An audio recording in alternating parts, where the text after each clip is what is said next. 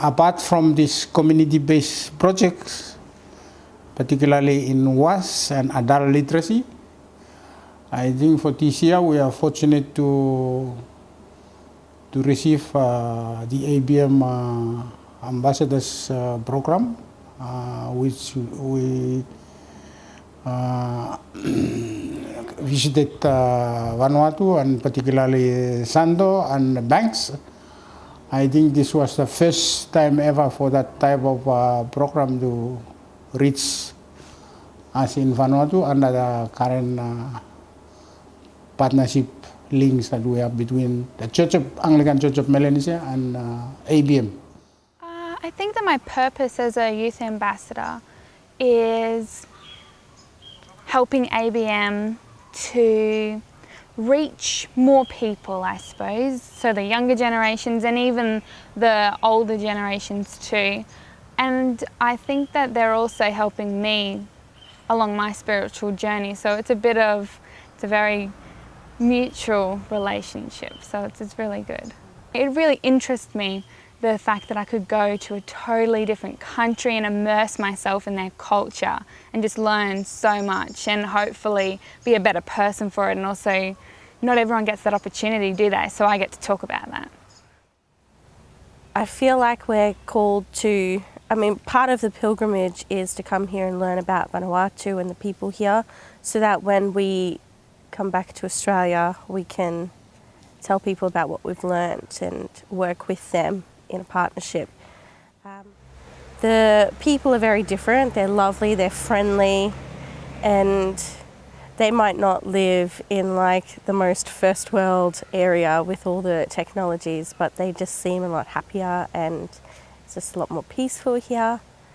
And the experience at church was amazing this morning because it was just mind-blowing how dedicated they are, and they just were really faithful Christians, and it was really different to what you see in churches in Australia. I see the role of a youth ambassador with ABM is as a drawing point back to ABM and the work it's doing. I'm here to bring the youth back and to get them involved in the projects that are happening with ABM, and to help teenagers and other young people learn about these cultures that you would not necessarily visit in the way that we are, getting immersed in the culture rather than just being a tourist. I'm thinking that when we head north to Sola, when we go up, I feel like it's just going to be even more chill than right now. But I'm really excited to meet the people there. I think they have a lot to teach us. And should be good. The work that's going on that ABM is doing in the villages is amazing. Through very simple things, through very simple assistance, we're able to improve the communities immensely, like through helping them make more toilets or cleaner toilets, and help them get water tanks through the WASH program and the literacy programs. It was really awesome to see the work that they're doing and how much the lives of the villagers have changed.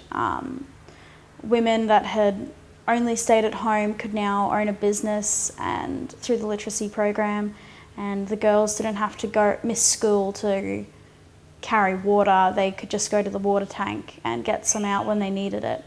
And that was incredible to see those sorts of changes, and just how happy they were to meet somebody from ABM was awesome. I think the thing that surprised me most was I wasn't quite aware how much impact climate change was having, because at home you don't really see that in Australia, whereas when you're here and you're standing on the islands and you can see exactly where the water levels have risen and it's starting to erode away on the edges of their islands, and the importance of like the sanitation program and installing of the water tanks. I think that's something that people really need to be helping ABM with, and so they can further support that, because they were saying that their water sources were being impacted by the salt, and their fresh streams aren't fresh anymore. And just the fact that they don't have enough catchment for their tanks, so that they need more roofing space just so they can have enough water actually falling into the tanks when it does rain, especially to get them through the dry months, which is for a solid portion of the year, and they don't have enough rain to do that. The women spoke about their literacy and how much it was helping them, and they were really grateful, and they were even spreading out to other villages, but they always had this is how we could improve it. This is how, we might need a little bit more, because a main reason was the village was actually getting bigger and the tanks were remaining the same size. So I really learnt a lot about how ABM has improved, helped with the development, but that it's a continuous progression. And yeah, I think I would never really clearly understand that if I hadn't seen it. I mean, thinking about these people who live on these tiny remote islands and their only form of transport is to walk around, and like that's not even walking, like it's hiking, like extreme hiking. Some of those hills that we went up, it was like rock climbing, it was almost like vertical in the air. And they do this every day, and then they're like, oh, but there's a shortcut, so you can get back there faster, but really the shortcut's not any shorter than the actual long way around. So yeah, that was interesting. They spend a lot of time walking, and then they don't have enough water to drink, so it's kind of tough life here. I do a lot of youth work, and I organise camps back home, and I'm studying to be a teacher, so talking with youth is just something that comes very naturally to me. So when I was teaching games or songs, even with a language barrier, the kids knew that I was trying to teach them something, and that they should listen to what I was trying to say. Even if they couldn't quite understand it, they could pick up some words. The children in Vanuatu are just a special breed of children. They are the most innocent and pure people in the world. They're happy, and it's funny, like the kids at home, they have everything. They have these giant houses, and they have, like, their parents have cars, and they have all the toys in the world. But the children here, they just have like a beach right next to their house, and they're 10 times happier swimming around all day than any of the children at home, and they're just really beautiful. One of my favourite moments was when we went to Mota, and right when we arrived there was this group of girls playing, and we went over to play a game with them, and we taught them how to play Red Rover, and they were just laughing and smiling, and it was just really, that was actually one of the highlights for the whole trip for me, was just playing a game of Red Rover with these children on Mota. So on Friday night, the Bishop Patterson had organised for all the local youth to come and hang out with us, and they sang us some songs and did some dances, and we taught them the fruits of the Spirit, and we wanted to teach them other songs, but they already knew them, like Let Your Light Shine and The Kookaburra Sits in the Gum Tree. But it was really awesome. At the end we got paired off with, because there was 3 of us and there were 3 different groups. Bishop Patterson organised to like pair us off, kind of like a sister youth group thing. And so my group is the Solar Diocese Youth, and they were really amazing. And there was this one girl, Grace, she was really friendly, and she had to be on Facebook, and hopefully we can keep in contact with them. And the first song that popped into my head was This Little Light of Mine, and it's a very special song to me because I learnt it in grade 1, and I said, oh, why don't we do this song? And they're like, oh yeah, okay, we can do that. You start it. And I'm like, okay, they'll probably know it already. And they did. And I was almost in tears because it just sounded so beautiful. And I think that will be a memory that I hold forever and ever and ever. Just hearing a song that was so close to me and meant so much to me just means even more. And we even changed it to be about solar and then about Brisbane, which made it even more special. That was a goosebump moment. I think it will be forever in my heart.